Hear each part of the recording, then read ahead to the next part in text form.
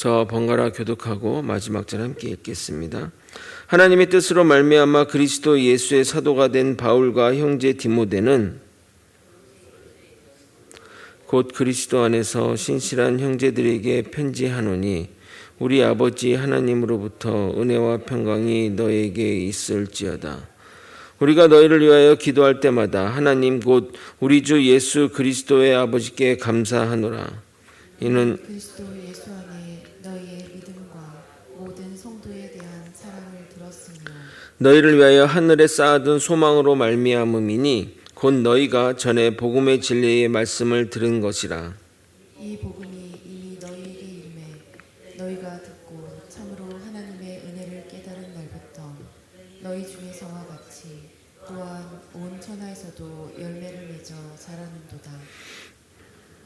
이와 같이 우리와 함께 종된 사랑하는 에바브라에게 너희가 배웠나니 그는 너희를 위한 그리스도의 신실한 일꾼이요 성령 안에서 너희 사랑을 우리에게 알린 자니라. 이로써 우리도 듣던 날부터 너희를 위하여 기도하기를 그치지 아니하고 구하노니 너희로 하여금 모든 신령한 지혜와 총명에 하나님의 뜻을 아는 것으로 채우게 하시고 주께 합당하게 행하여 범사에 기쁘시게 하고 모든 선한 일에 열매를 맺게 하시며 하나님을 아는 것에 자라게 하시고 그의 영광의 힘을 따라 모든 능력으로 능하게 하시며 기쁨으로 모든 겸딩과 오래 참음에 이르게 하시고 우리로 하여금 빛 가운데서 성도의 기업의 부분을 얻기에 합당하게 하신 아버지께 감사하게 하시기를 원하노라. 아멘. 사도 바울에게 가르침을 받은 에바브라에 의해 개척된 골로새 교회는 아직 어린 교회로서 계속 성장해 가는 가운데 여러 가지 어려운 문제들에 봉착하게 되었습니다.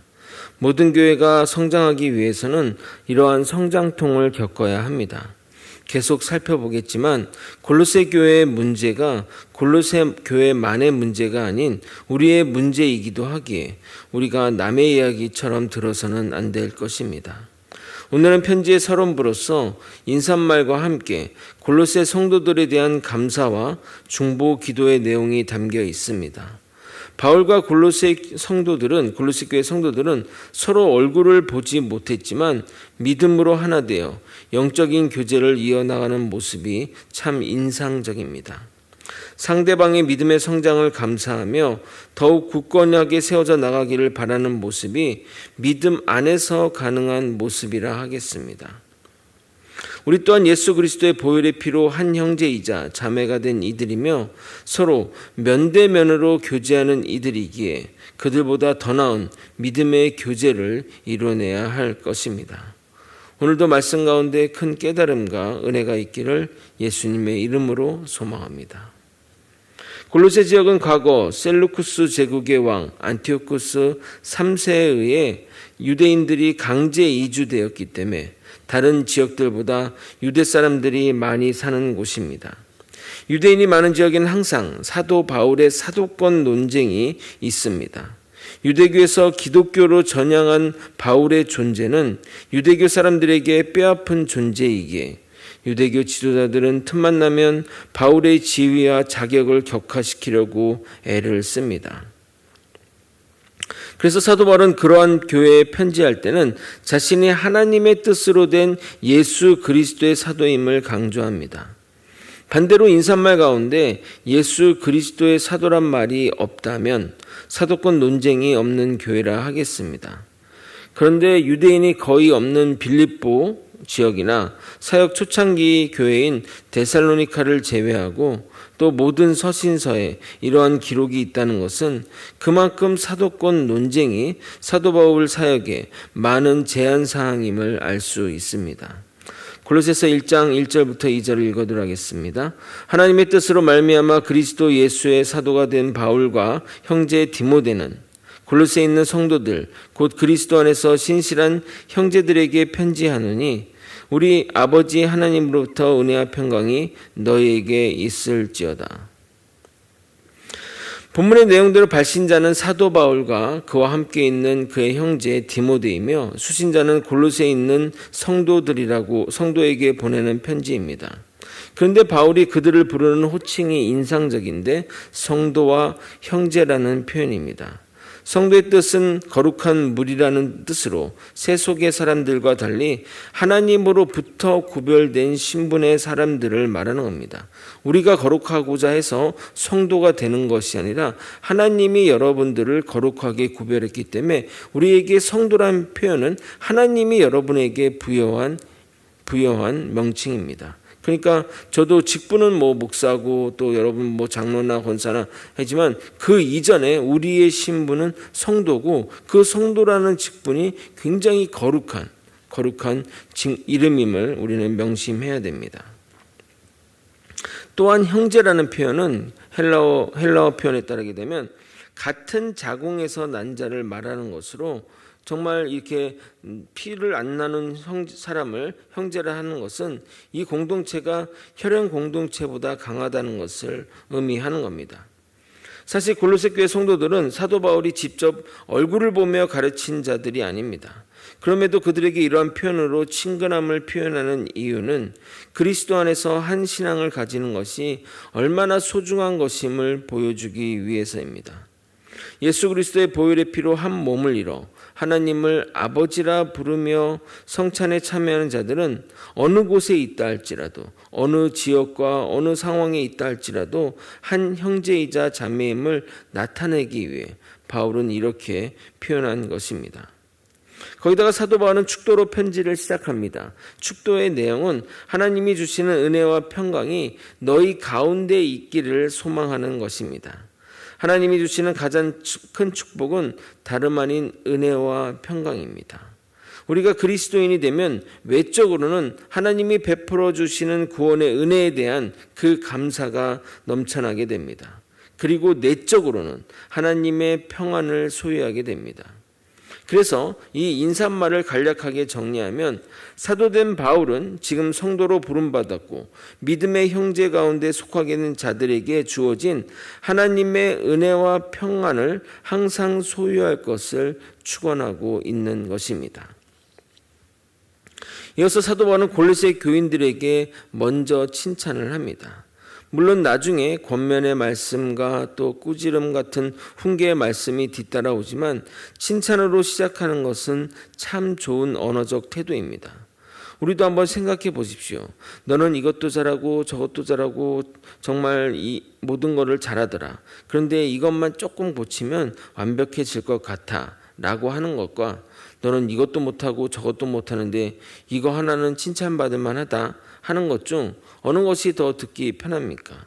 아마도 듣는 이들이 전자가 좀 편하게 들릴 것입니다.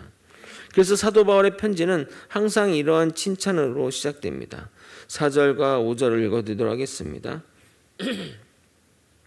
이는 그리스도 예수 안에 너의 믿음과 모든 성도에 대한 사랑을 들었으며 너희를 위하여 하늘에 쌓아둔 소망으로 말미암음이니 곧 너희가 전에 복음의 진리의 말씀을 들은 것이라. 사도 바울은 너희를 생각하며 기도할 때마다 감사 기도를 하는데 그 이유가 너희가 믿음이 있고 성도들에 대한 서로에 대한 사랑이 있으며 복음을 깨달아 천국에 대한 소망이 있기 때문이라고 말하고 있습니다.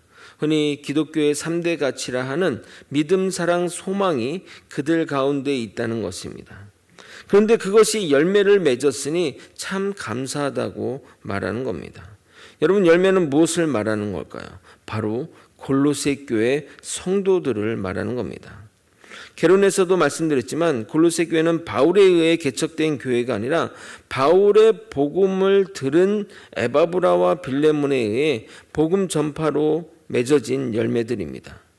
복음을 들은 그 성도들이 천국에 대한 소망을 근거로 하여 믿음과 사랑을 베풀고 있으니 이 얼마나 놀라운 열매입니까?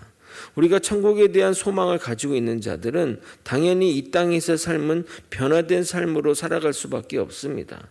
우리가 이 땅만 산다면 이 땅에 매몰하면서 이 땅을 위해서만 살겠지만 우리가 하늘나라에 대한 그 소망이 있기 때문에 이 땅에서 세상 사람들과의 다른 기준과 방식으로 살아갈 수 있는 것입니다.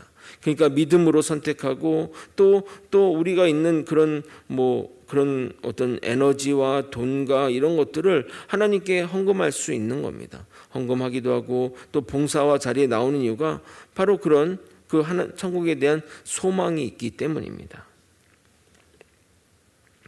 성도들 자신과 성도들이 사랑으로 행하는 그 모든 일들이 복음의 열매인 것입니다. 6절을 여러분이 한번 읽어보도록 하겠습니다. 함께 읽겠습니다. 시작. 이 복음이 이미 너희에게 이르매 너희가 듣고 참으로 하나님의 은혜를 깨달은 날부터 너희 중에서와 같이 또한 온 천하에서도 열매를 맺어 자라는도다. 이어서 자신과 골로새 교회 성도들과의 관계를 에바브라에 의해 이야기를 통해 전해들은 때부터 기도로 연합하고 있음을 알리고 있습니다. 얼굴도 모르고 사정도 모르나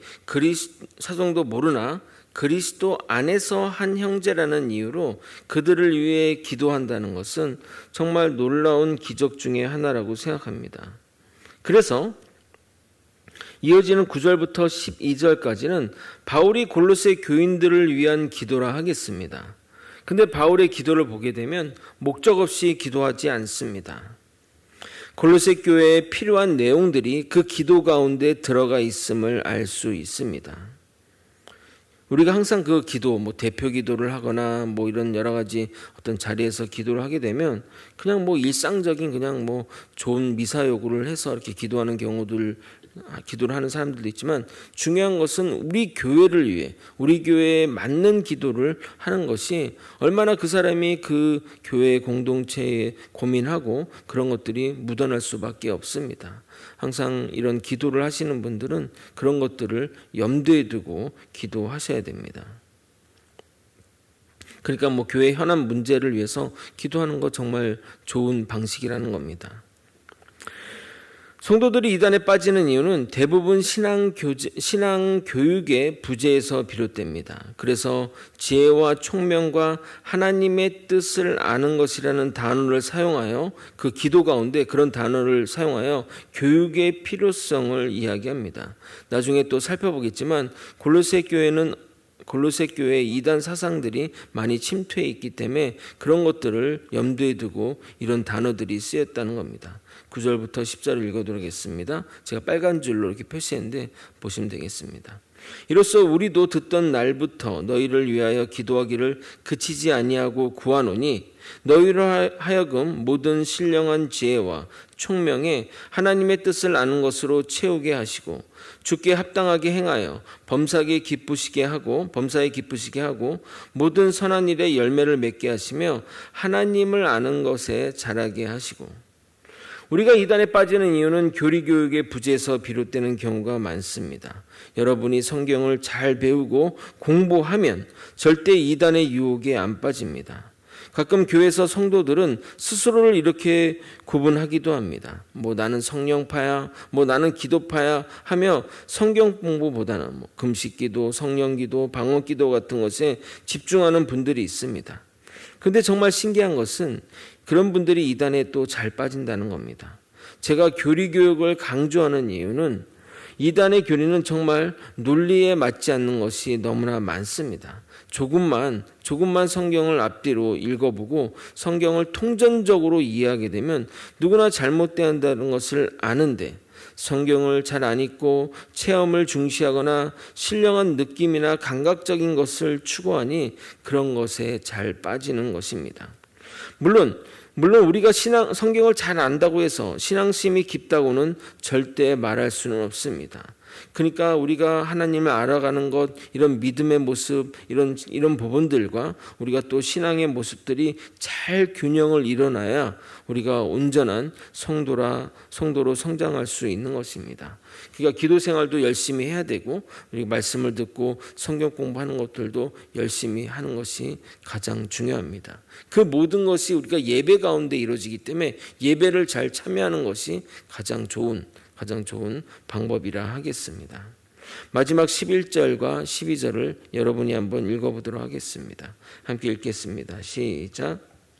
그의 영광의 힘을 따라 모든 능력으로 능하게 하시며 기쁨으로 모든 견딤과 오래 참음에 이르게 하시고 우리로 하여금 빛 가운데서 성도의 기업의 부분을 얻기에 합당하게 하신 아버지께 감사하게 하시기를 원하노라. 하나님으로부터 오는 힘을 의지하는 강한 믿음의 사람들은 어떠한 어려움과 환난 가운데에서도 기쁨을 잃지 않고 인내하게 됩니다. 우리가 다 아는 이야기지만 이렇게 성경으로 표현되어 있으면 좀 어렵게 느껴집니다. 쉽게 표현하자면 하나님을 의지하는 자는 환난과 어려움을 기쁨으로 참아내게 된다는 말씀입니다. 12절은 우리가 죄로 인해 기업을 받을 아무 자격이 없지만 하나님의 은혜로 우리가 기업을 받게 되었으니 감사하라는 것입니다. 이 사도 바울의 간구의 기도는 이렇게 또한 감사로 마무리됩니다.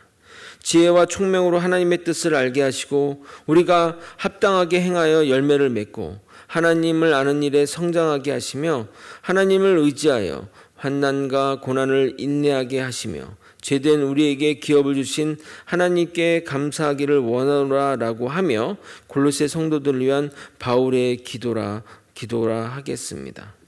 말씀을 정리하겠습니다. 골로새 교회는 바울이 세운 교회가 아님에도 에바브라의 요청을 따라 편지를 쓰고 있습니다.